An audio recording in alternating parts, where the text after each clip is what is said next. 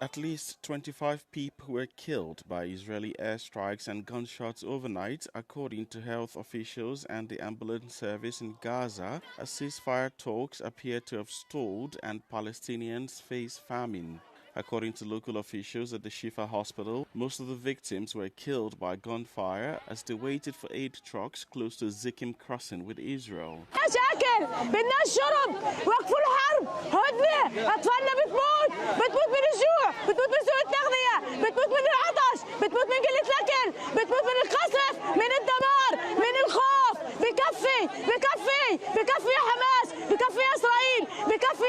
On Saturday, thousands of desperate Palestinians still made their way to the Zikkim crossing, risking their lives in a frantic search for food.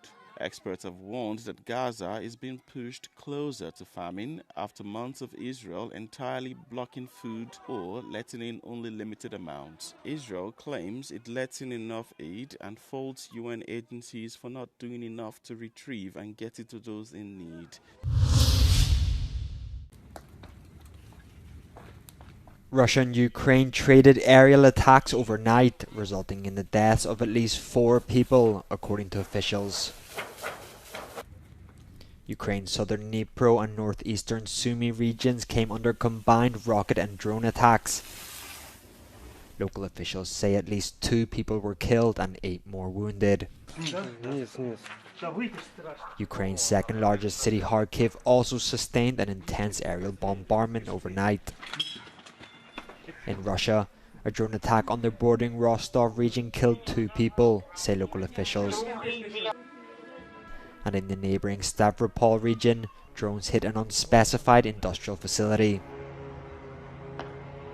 The attacks come after President Volodymyr Zelensky said on Thursday that his forces are holding back Russia's summer attempts to break through defences along parts of the front line.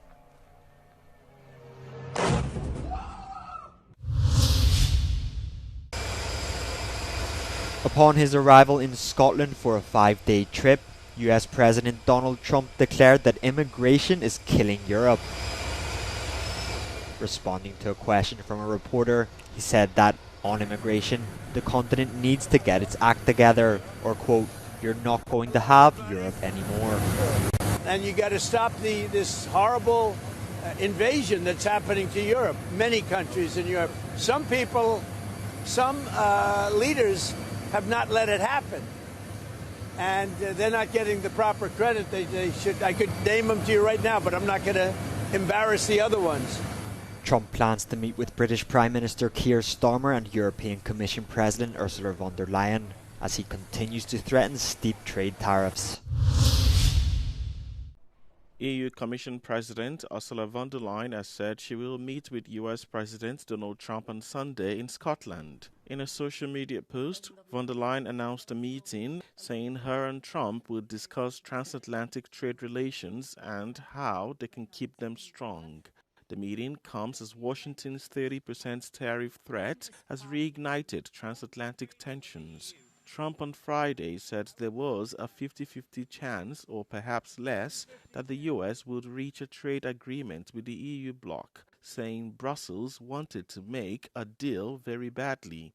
The EU has delayed retaliatory tariffs on exports from the US as officials scramble to reach a trade deal with Washington ahead of the August 1 deadline.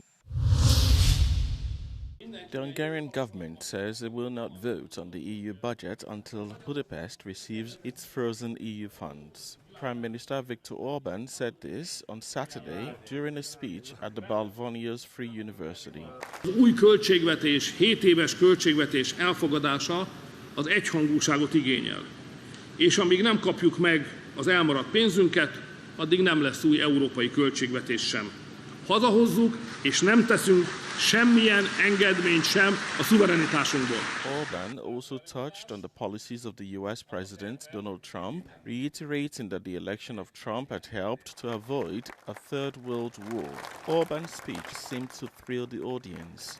Nagyon világos, nagyon érthető jövőképet kaptunk miniszterelnök úrtól, és nem vagyunk könnyű helyzetben. Budapest and Brussels have been at loggerheads over a range of issues.